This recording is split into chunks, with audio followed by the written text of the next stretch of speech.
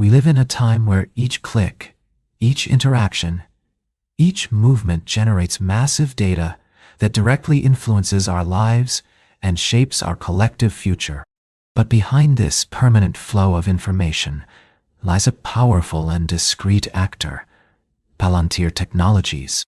From the meeting between Silicon Valley and the opaque world of American intelligence services, this company was born in the shadow of the CIA to respond to the security challenges of the post-September 11th day. Today, Palantir has established itself as an essential actor, with software used by government agencies, armed forces at war, and the largest companies in the world. But this power arouses as much admiration as criticism. Surveillance, respect for private life, digital sovereignty, technological dependence. In this video, we will decrypt together the origins of Palantir, discover in detail its revolutionary tools, explore its most sensitive controversies, and analyze its decisive role in the precarious balance between collective security and individual freedom.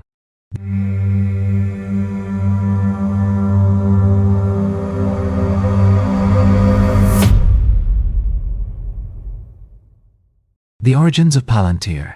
It was in 2003, in an international climate still under the shock of the September 11 attacks, that the CIA decided to strengthen its technological and information capabilities by creating In-Q-Tel, its own investment fund. And that's how Palantir came to be. The name of Palantir itself is from the film The Lord of the Rings and means Vision Stone. It is therefore a tool to see everything. It is in this context that Palantir came to be, carried by an initial funding of several $1 million coming directly from the In-Q-Tel fund.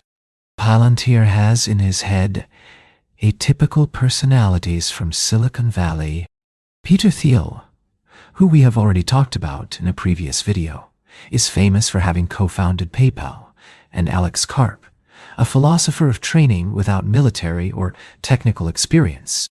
Their common vision is clear: to create a technology capable of preventing terrorist acts by analyzing colossal amounts of data to identify potential threats before they even occur.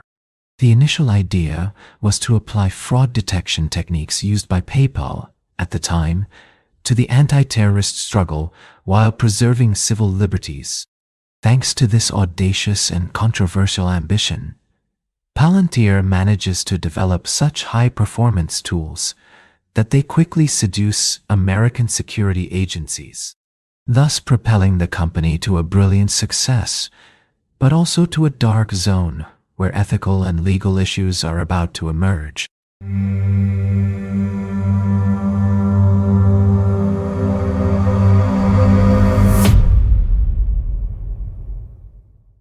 We are now going to talk about the four main products of Palantir and their use in various areas of defense and health. First, Palantir Gotham is a historical analysis software for intelligence and defense.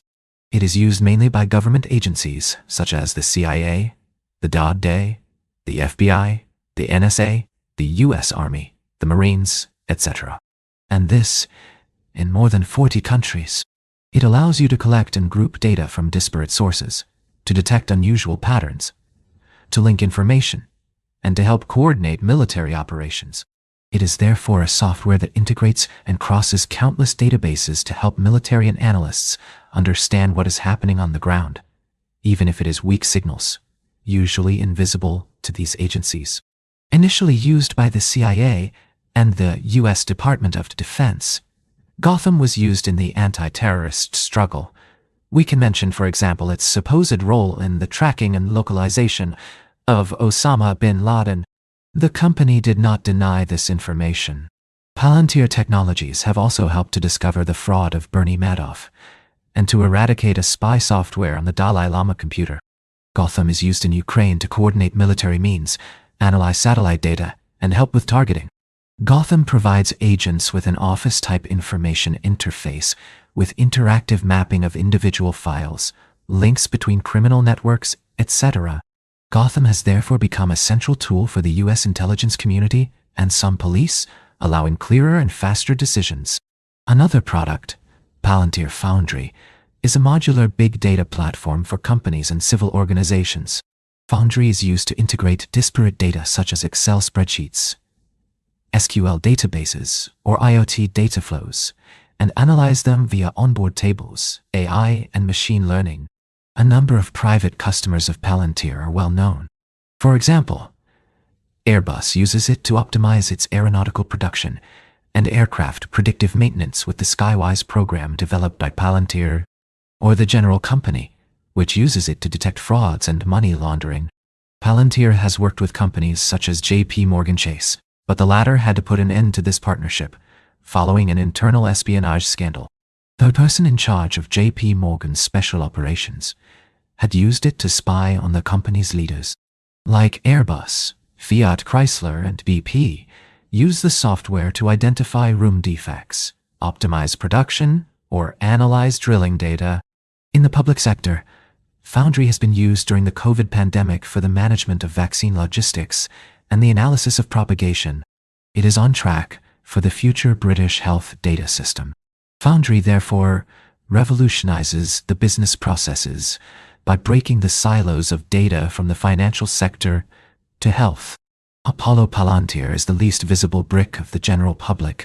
Apollo is a software orchestration tool that allows Palantir to deploy and update Gotham Foundry continuously on secure networks, including in a classified environment or without an internet connection.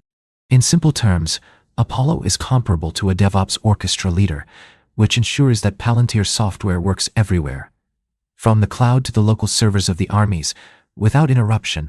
Apollo guarantees the reliability of Palantir services on the most hostile grounds, contributing to the confidence of sensitive customers, armies, and intelligence. Finally, Palantir SkyKit is presented as a high-tech case. It is the most concrete ground declination of Palantir solutions. SkyKit is a portable intelligence kit in a conflict zone, a robust case or backpack containing a hard drive, pre-installed Palantir software, batteries, and even a mini drone. SkyKit offers soldiers and agents on the ground the ability to carry data analysis to the end of the world, even without a network. It can connect to satellites to receive images in less than 2 hours, and the onboard drone allows you to collect local information. SkyKit gives a tactical advantage by allowing quick decisions on the front, and was recently deployed in Ukraine to help the military, which prefigures future modern connected wars. Commercial customers represent about 50% of the company's turnover, a percentage that has increased. In 2024, the turnover reached nearly $2.9 billion, of which 55% would come from government sources, mainly American. The company has never made any net profits, although its revenues are increasing and its losses are decreasing. For investors, the question is whether their economic model will allow long-term profits. Palantir has long operated without a sales team, focused on engineers, but has since developed a sales force, spending a large part of its revenues in sales and marketing.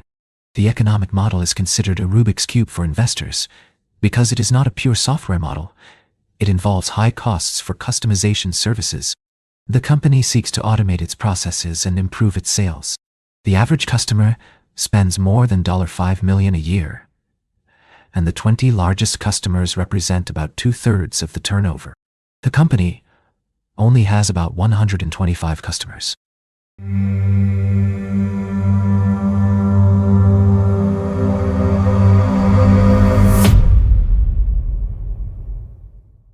What is Palantir? To really understand what Palantir is, we will plunge into geopolitical news by illustrating the role of Palantir in modern conflicts, especially in Ukraine. Ukraine is now described by some analysts as a true laboratory of the digital war. Since the Russian invasion in 2022, the country has had to compensate for a persistent material inferiority compared to a better-equipped Russian army.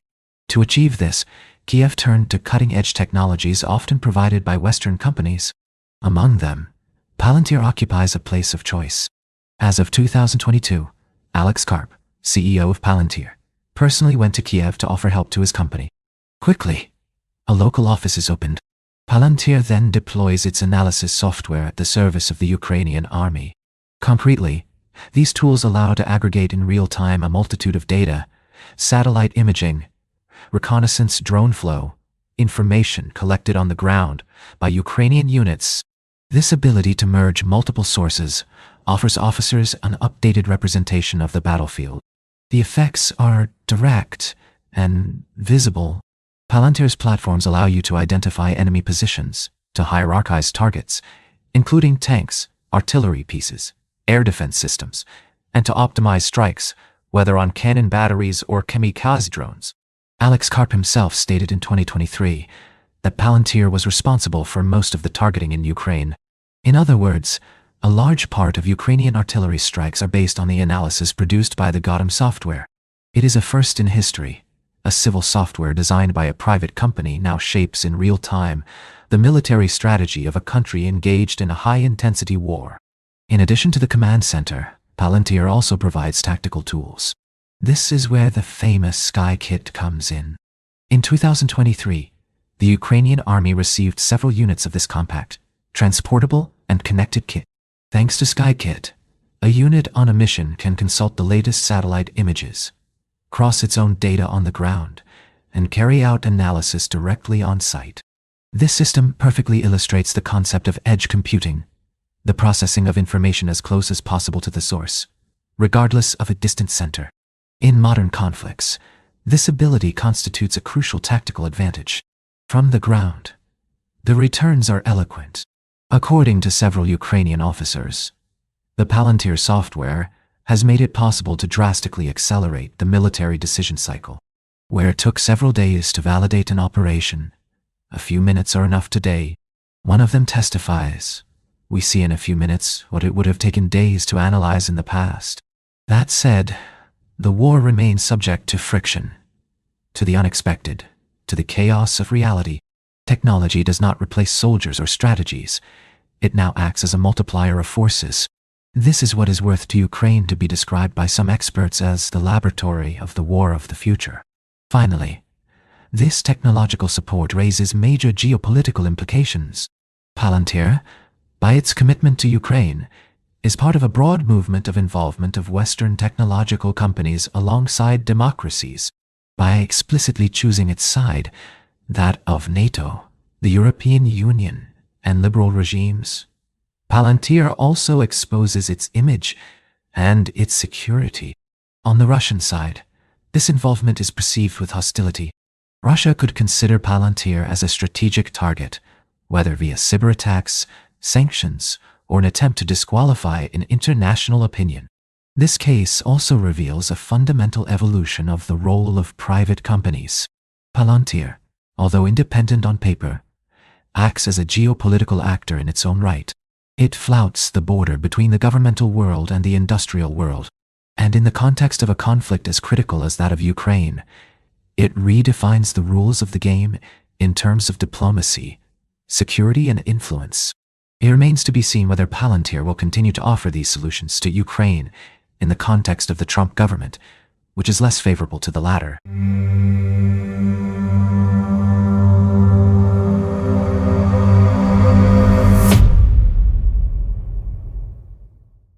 Palantir, by the very nature of its tools that allow to aggregate and analyze personal data on a large scale, is accused of favoring a form of technological Big Brother.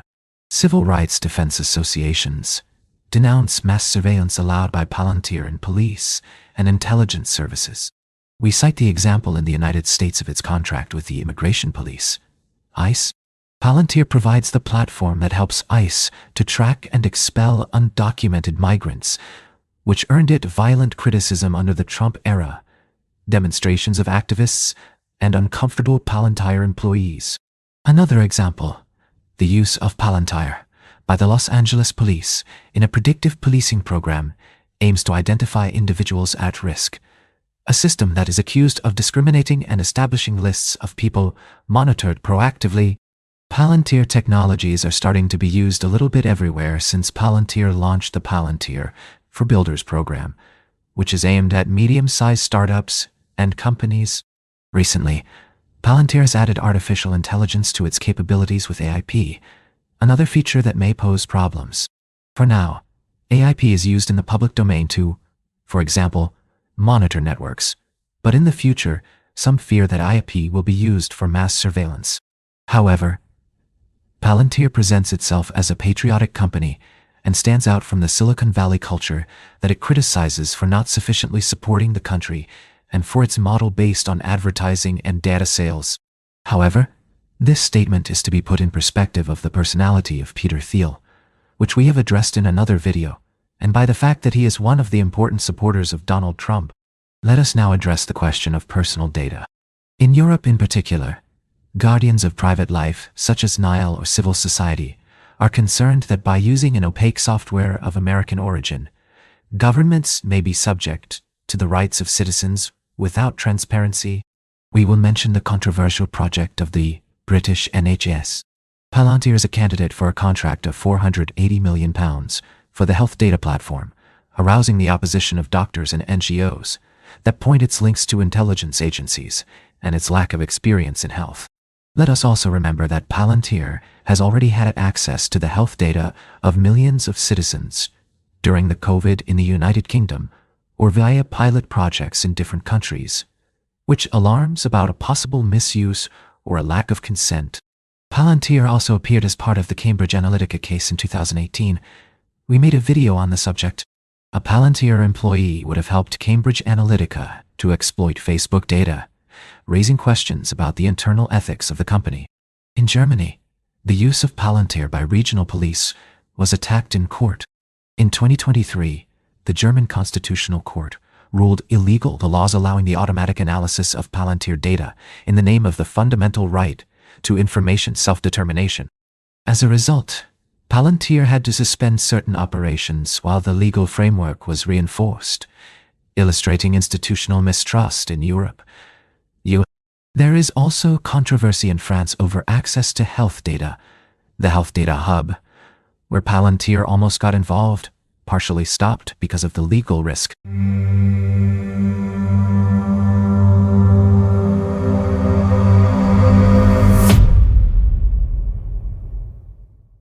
After the November 2015 attacks, the DGSI, the French Interior Intelligence, is looking for more efficient tools to exploit the massive data from the information. In 2016, it made a choice that does not go unnoticed, that of Palantir Gotham. The contract is €10 million over 3 years, renewed due to immediate alternatives. We will emphasize here the paradox raised from the time.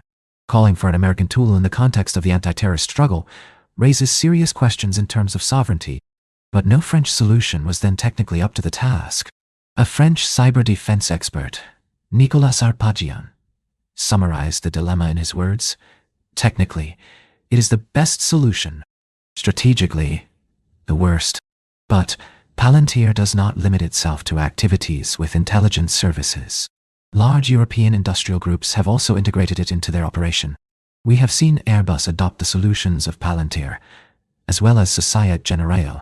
We can also mention the Ferrari company in Italy, or the British Ministry of Defense. These examples show that Palantir is discreetly, but solidly integrated into the European economic fabric.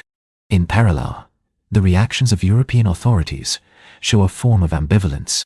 Governments, especially in France, are aware of the strategic issue represented by digital sovereignty. On the one hand, there is the pragmatic use of an efficient technology, and on the other, the asserted desire to build local alternatives.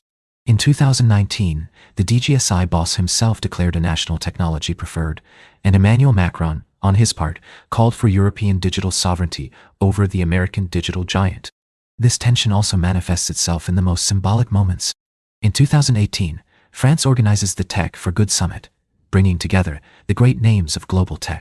Among the guests, Alex Karp, the CEO of Palantir. This gesture shows that the dialogue remains open, but not without caution. Finally, a fundamental legal point crystallizes the concerns: the extraterritoriality of American law. The Cloud Act is a law voted in 2018 in the United States. This text allows American authorities to require access to data stored abroad as soon as they are technically accessible by an American company, even if its servers are located outside the United States. However, Palantir claims not to host the data itself, but rather to provide an analysis environment exploited directly by its customers. However, this nuance is not enough to dispel doubts.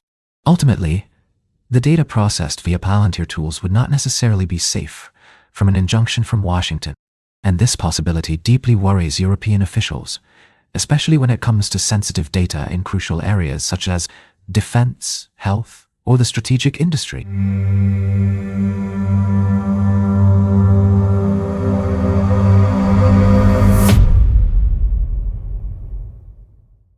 We will now explore the French and European initiatives aimed at developing alternatives to Palantir, as well as the many challenges these projects face.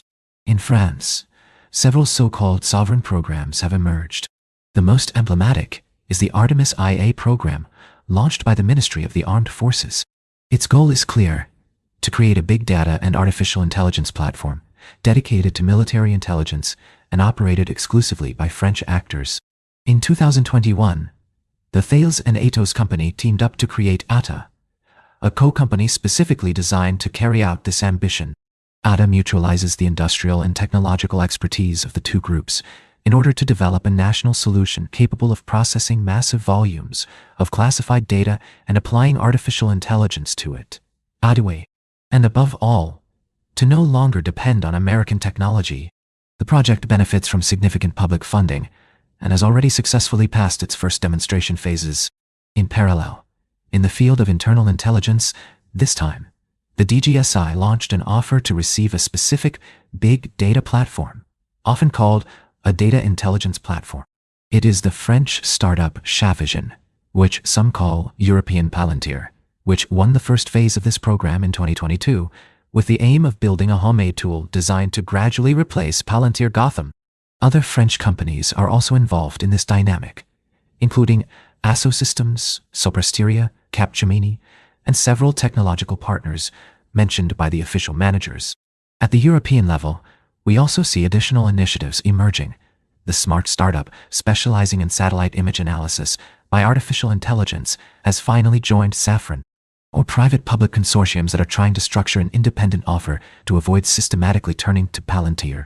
But an essential question remains: will these national projects converge towards a unified European solution, or will each country build its own alternative? For the moment, the answer seems to lean towards fragmentation. French defense is considering expanding its offer at the European level, but in fact, LionMind, like other countries, is developing its own separate projects without real continental synergy. To this day, there is no European Palantir carried out by a common will at the level of the Union. This lack of coordination aggravates the delays already noted, because the challenges are numerous.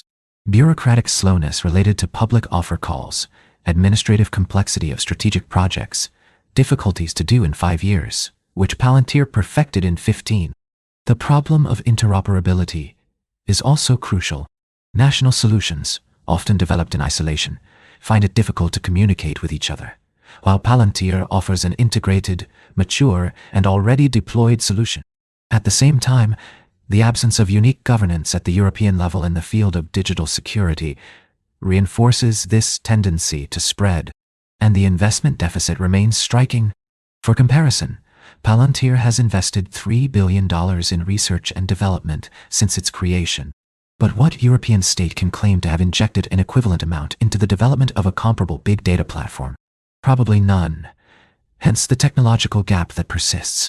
An expert could summarize the situation as follows: Europe is spreading and wants to no longer depend on Palantir. But for the moment, local solutions are below in terms of performance and maturity. That said, not everything is static. The first successes are already visible. ATA has delivered its first operational modules. Each vision is progressing quickly. Since 2020, the political will to finance a trust cloud and sovereign tools has been more clearly affirmed. Thus, we can conclude for this chapter that the race is well launched, but to fill the delay will take time and means, and a shared strategic vision on a European scale.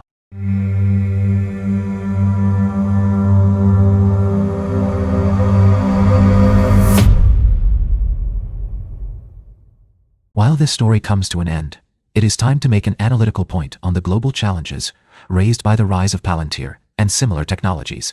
In light of everything that has been shown in the previous chapters, the technological dependence on sovereignty for democratic states, the dilemma is now well known.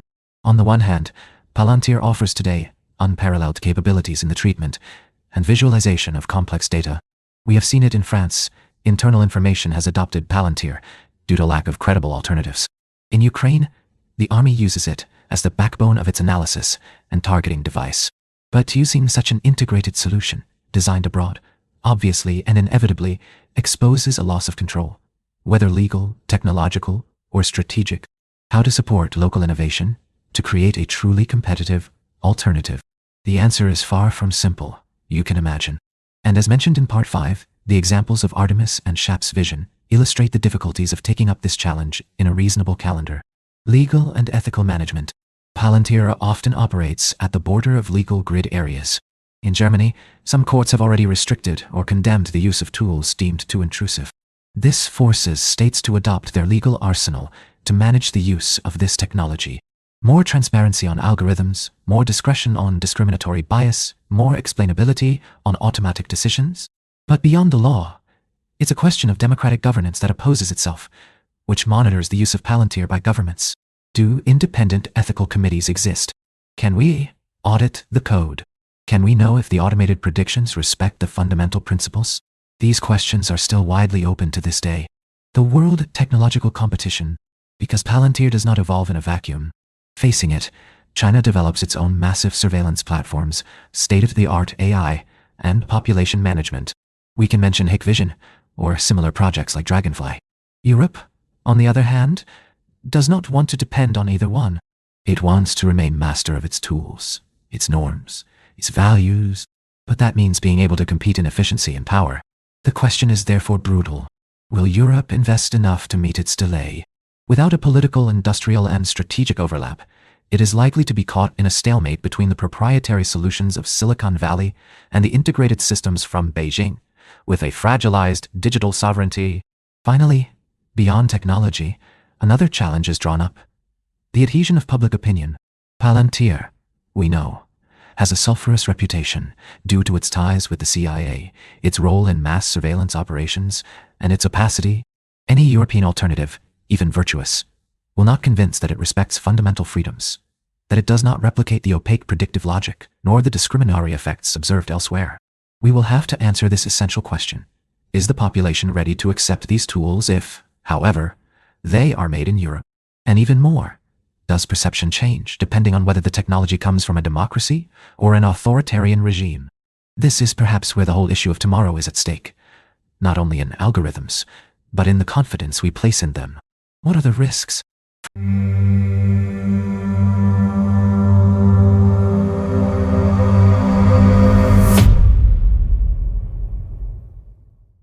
From its birth in the shadow of the CIA to its role on the Ukrainian front, Palantir embodies the promises and dangers of the reign of the given.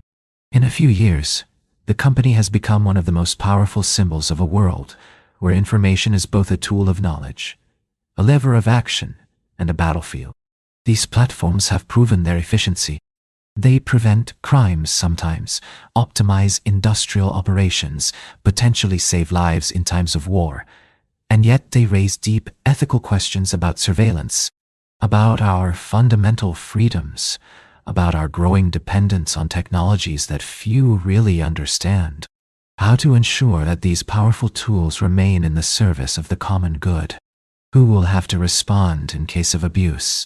Who will decide the lines not to cross? Will Europe manage to create its own sovereign champion of data? Or will Palantir remain essential at the heart of our institutions, our armies, and our companies? While the world is entering a new phase, Palantir is now investing in another key area. You've seen it. It's artificial intelligence. With its AIP product, Artificial Intelligence Platform, the company intends to further automate the analysis and interpretation of data.